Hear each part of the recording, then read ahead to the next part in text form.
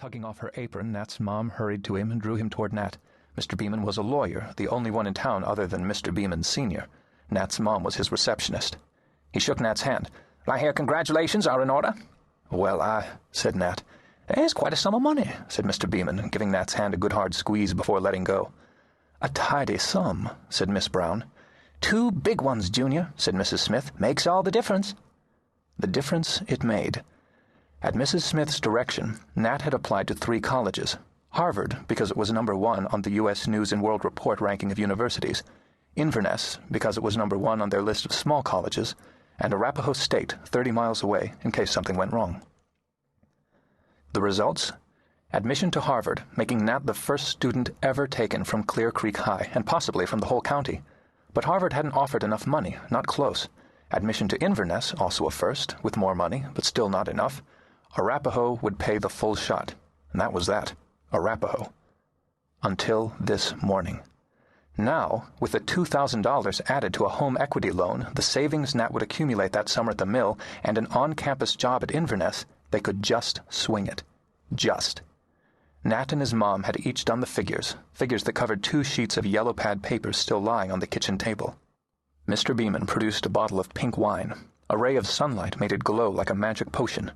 A pink day. The wine, Mom's face, Mrs. Smith's hands. Pink, the color that separated girls from boys. Inverness was far away. "Glasses, Evie?" said Mr. Beeman. The long, slow blink. "Wine glasses, are you saying?" "Whatever you've got, Evie. Paper cups will do." Mr. Beeman unscrewed the bottle, filled 5 cups. Nat knew almost nothing about wine, but suddenly had a strange thought. I might have to know from now on. He checked the label, saw pink Zinfandel in big letters, also read the serving suggestions, cold, on the rocks, with soda water, with a twist. "To the big bucks," said Mr. Beeman. His eyes met Nat's. Nat couldn't help recalling that his mother had asked for a raise from $8.50 to $9 an hour after the Inverness financial aid package had arrived and had been turned down. Mr. Beeman's eyes slid away. "To Nat," said Miss Brown. "To Nat," said everyone. "And 4 great years at Inverness." They drank. The wine was cold and sweet. Nat had tasted wine a few times before, but nothing as good as this. He memorized the name of the winery. "So," said Mr. Beeman, "what's the story with this famous place? Tell you the truth, I never heard of it." "No?" said Nat's mom. A little wine slopped over the side of her cup.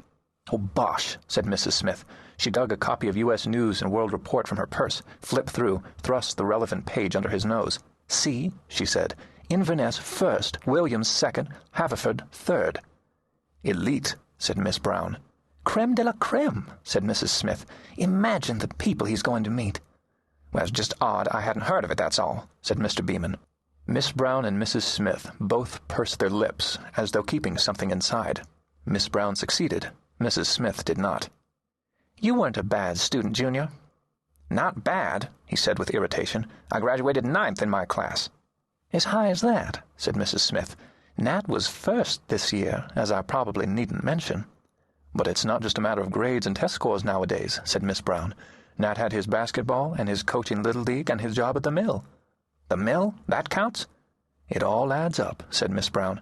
"We're talking about the whole package," said Mrs. Smith.